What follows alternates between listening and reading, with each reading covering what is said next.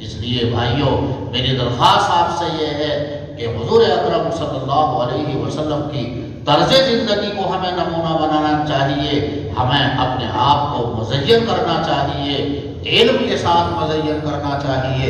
اس قبیل سے میں یہ عرض کرنا چاہوں گا کہ ہمارے بہت سے ساتھی ایسے ہیں الحمدللہ جید الاستعداد ہوتے ہیں، ان کا پڑھنے کے زمانے میں ذہین ذکی امتحان میں اچھے نمبرات سے کامیابی اور خوب کتابیں ان کو یاد ہو جاتی ہیں، اچھی حالت ہوتی ہے، لیکن بعد میں ان کو تدریس کا علمی کام کا موقع نہیں ملتا، انہیں خدمت ملتی ہے، مثلا امامت کی خدمت مل گئی وغیرہ، تو اس کی وجہ سے وہ جو علم انہوں نے حاصل کیا تھا، حالانکہ استعداد اچھی تھی، ذہن اچھا تھا، مگر وہ علم کو بھول جاتے ہیں۔ ایسے حضرات سے میں درخواست کرتا ہوں، یہ نورانی اعمال کے اندر نورانی چیزوں میں جو شمار کیا گیا، پہلے نمبر پر علم کو ہی شمار کیا گیا۔ ایسے حضرات سے میری درخواست یہ ہے کہ اگر آپ کو پڑھانے کا موقع نہ ملے، آپ کو اللہ نے کوئی اور خدمت دین کی میسر فرمائی، اس کو سعادت سمجھو، اسے خوب اہتمام کے ساتھ اس خدمت کو انجام دو، لیکن اپنی علمی ترقی کی بھی فکر کرو۔ فکر کیسا ہونی چاہیے؟ فکر کی صورت یہ ہے کہ اپنے مطالعے میں آپ ایک کتاب حدیث کی رکھیے اور ایک کتاب تفسیر کی رکھیے۔ اپنے رات دن کے اوقات میں سے کچھ وقت آپ مطالعے کے لیے ضرور رکھیں، تو علم انشاءاللہ آپ کا تازہ رہے گا، بھول پیدا نہیں ہوگی۔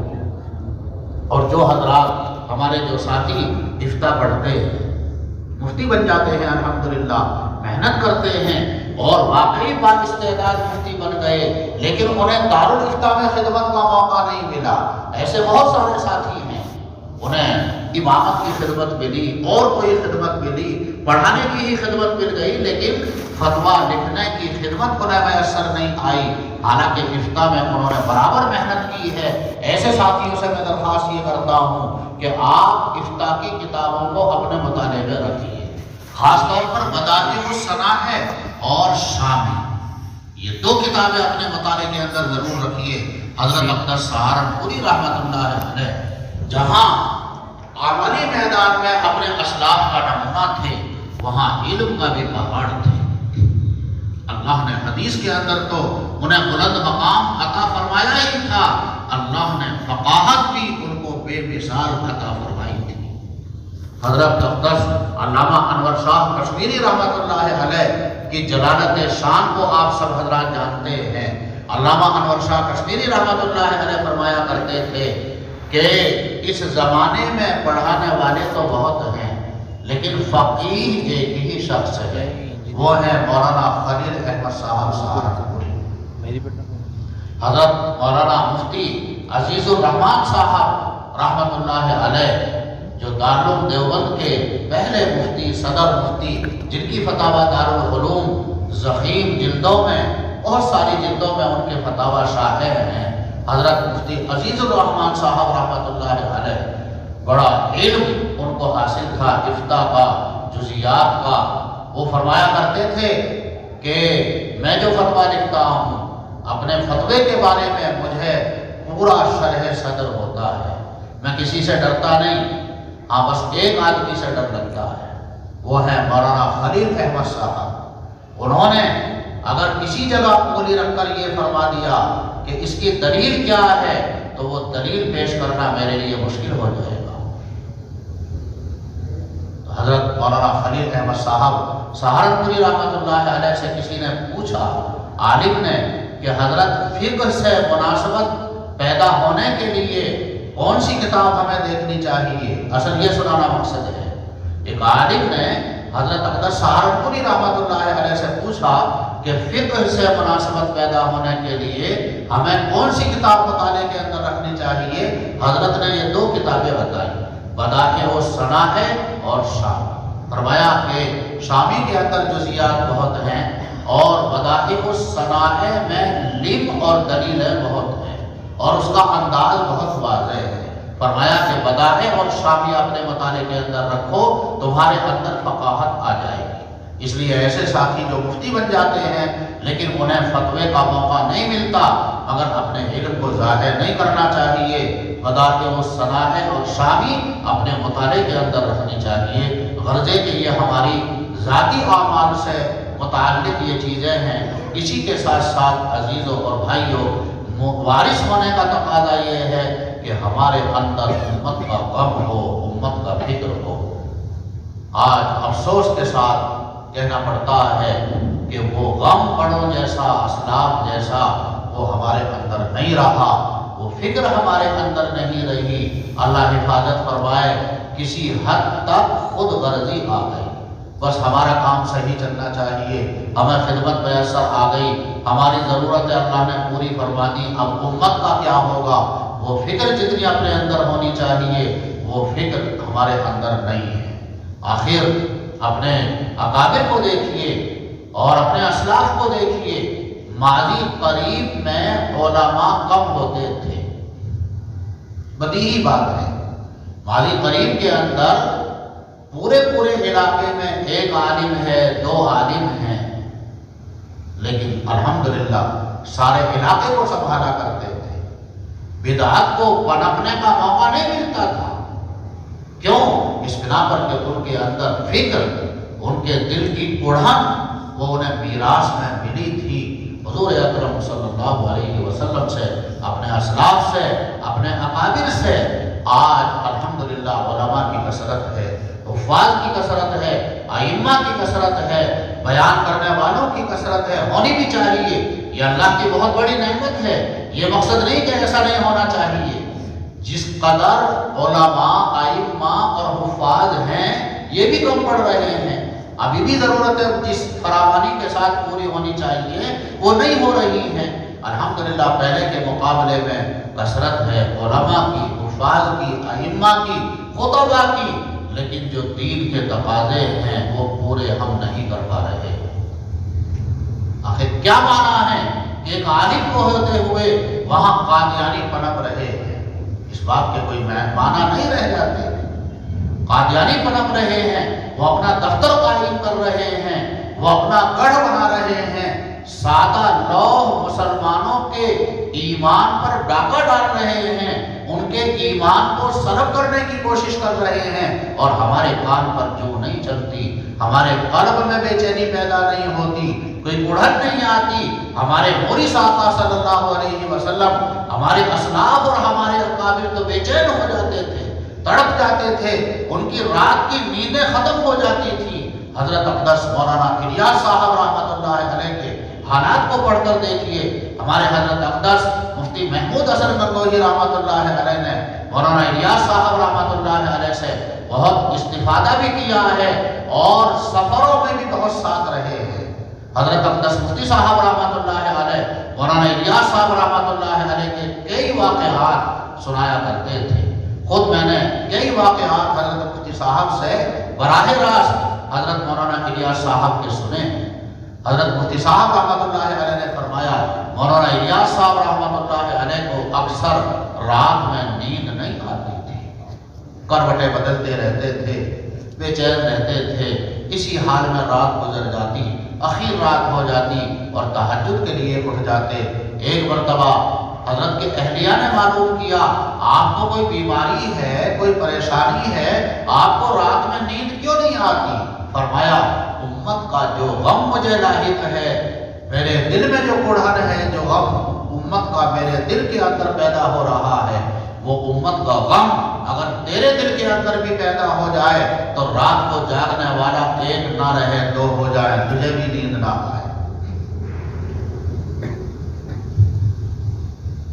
وارث کا حق ہم کہاں ادا کر رہے ہیں؟ اللہ مجھے بھی توفیق عطا فرمائے، عزیزو بھائیو آپ کو بھی توفیق عطا فرمائے۔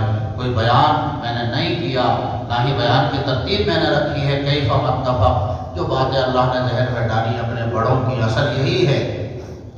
اصل ایک کمزوری ہمارے اندر یہ بھی آ رہی ہے، ایک کمزوری ہمارے اندر یہ بھی آ رہی ہے کہ ہم اپنے بڑوں کے حالات نہیں پڑھتے، اپنے بڑوں کے حالات کا مذاکرہ نہیں کرتے۔ ہمارے یہ حضرات مخلص تھے، اللہ نے کمال درجے کا اخلاص ان کو عطا فرمایا تھا، یہ نورانی تھے یہ حضرات۔ ان کا تذکرہ کیا جائے گا، ان کے حالات کا مذاکرہ ہوگا، ان کے حالات بیان ہوں گے، آپس میں اس کا مذاکرہ کیا جائے گا، تو ان کی برکات انشاءاللہ ضرور حاصل ہوں گی، اور ان کی برکت سے انشاءاللہ عمل کا جذبہ، قوم کی خدمت کا جذبہ، دین کی تبلیغ کا جذبہ، دین کی اشاعت کا جذبہ، گمراہی اور بدعات کے رد کا جذبہ انشاءاللہ ان حضرات کی برکت سے ضرور پیدا ہوگا۔ ہماری مجلسوں میں عام طور پر ہمارے ان اسلاف کا اور ان اکابر کا تذکرہ کم آتا ہے، یہ تو نہیں کہا جا سکتا کہ نہیں آتا ہے، لیکن جس وافر مقدار میں ہمارے ان اسلاف اور اکابر کا تذکرہ ہونا چاہیے، جس انداز سے اس کو ہمیں احادیث کی روشنی میں اپنے ان اسلاف کے حالات کو سمجھنا چاہیے، اس انداز پر ہم غور نہیں کرتے۔ یہ بس ایک مذاکرے کی بات تھی، احساس تھا دل کا۔ اللہ مجھے بھی توفیق عطا فرمائے، آپ حضرات کو بھی اللہ توفیق عطا فرمائے۔ تو یہ ارادہ کر کے جائیں کہ انشاءاللہ ہم فرائض، واجبات، سنن کے ساتھ ہم نوافل کا بھی اہتمام کریں۔ حضور اکرم صلی اللہ علیہ وسلم نوافل کا اہتمام کرتے تھے، حضرات صحابہ، تابعین، اسلاف اور ہمارے اکابر نوافل کا اہتمام کرتے تھے۔ آخر ہم کوئی ان سے بڑے درجے پر پہنچ گئے؟ کیا ہمیں ضرورت نہیں رہی؟ نہیں، نوافل کا بھی اہتمام کیجئے، اوابین کا بھی اہتمام کیجئے، اشراق اور چاشت دونوں کا اہتمام کرو تو نور علی نور، ورنہ کم سے کم اشراق یا چاشت میں سے ایک نماز کو لازم پکڑ لو۔ اللہ کی رضا حاصل ہوگی، خوشنودی آئے گی، برکت آئے گی، اور دن بھر کے کام بھی اللہ بنائے گا۔ ابن آدم ارقا 4 رکعات اول النہار اکفک آخرہ، اللہ فرماتا ہے ابن آدم دن کے شروع حصے میں میرے لیے 4 رکعات پڑھ لے، دن بھر کے لیے تیری کفایت کروں گا۔ 4 نہ پڑھ سکو، کم سے کم 2 ہی رکعات پڑھ لو۔ فرمایا حضور اکرم صلی اللہ علیہ وسلم نے، یہ بندہ صبح کرتا ہے صحت کی حالت میں، عافیت کی حالت میں، اس کا ہر جوڑ صحیح سالم ہے۔ مشہور ہے 360 جوڑ ہیں انسان کے بدن میں۔ فرمایا آقا صلی اللہ علیہ وسلم نے، جب صحت اور عافیت کی حالت میں صبح ہوئی، ہر جوڑ صحیح سالم ہے، تو 360 صدقے ہر مسلمان پر، ہر آدمی پر لازم ہو جاتے ہیں۔ صحابہ نے کہا کہ جی روزانہ 360 صدقے ہم کیسے کریں گے؟ فرمایا حضور اکرم صلی اللہ علیہ وسلم نے، کل تحمیدۃ صدقۃ، کل تسبیحۃ صدقۃ، الحمدللہ کہنا بھی ایک صدقہ ہے، سبحان اللہ کہنا بھی ایک صدقہ ہے، الامر بالمعروف صدقۃ، امر بالمعروف کرنا بھی ایک صدقہ ہے، نہی عن المنکر کرنا بھی ایک صدقہ ہے، اماطۃ الاذی عن الطریق صدقۃ، راستے سے تکلیف دہ چیز کو ہٹانا بھی ایک صدقہ ہے، ہر نیکی صدقہ ہے۔ اور اخیر میں فرمایا آقا صلی اللہ علیہ وسلم نے، یہ سب کچھ بھی نہ کر سکو تو 2 رکعات پڑھ لو، یہ سارے صدقوں کی طرف سے کافی ہو جائے گا۔ 360 صدقے جو لازم ہوئے، ہر نیکی صدقہ ہے، لیکن 360 نیکی نہ کر سکو تو 2 رکعات پڑھ لو، یہ سارے صدقوں کی طرف سے یہ 2 رکعات کافی ہو جائے گی، اور اللہ دن بھر کے کام بنائے گا۔ ہمارے شیخ یونس صاحب رحمۃ اللہ علیہ نے سنایا تھا ایک قصہ، ایک عربی شخص کا 2 رکعات پڑھنے کا وہ روزانہ اہتمام کرتے تھے، اسی حدیث کی بنا پر۔ ایک مرتبہ ایسا ہوا، صبح کو 2 رکعات پڑھنا بھول گئے اور گاڑی لے کر چل دیے۔ چوراہے پر کوئی ٹریفک کی غلطی ان سے ہو گئی، لال بتی ہو رہی تھی، گاڑی گزار دی، تو پولیس والوں نے روک لیا اور کہا کہ اتنا فائن لگے گا، اتنا جرمانہ لگے گا۔ اب ان کو یاد آیا کہ وہ آج 2 رکعت رہ گئی تو پھنس گیا۔ وہ حضرات گاڑی میں جانماز رکھتے ہیں، الحمدللہ ابھی بھی وہ اہتمام کرتے ہیں، تو گاڑی میں سے جانماز نکالی اور سڑک کے کنارے پر 2 رکعت نفل نماز پڑھی۔ پھر آئے ان پولیس والوں کے پاس، انہوں نے کہا کہ اتنا جرمانہ لگے گا، تو اس نے کہا صلی تو رکعت آئی، بھائی اب تو میں نے 2 رکعت بھی پڑھ لی، اب کیسا جرمانہ؟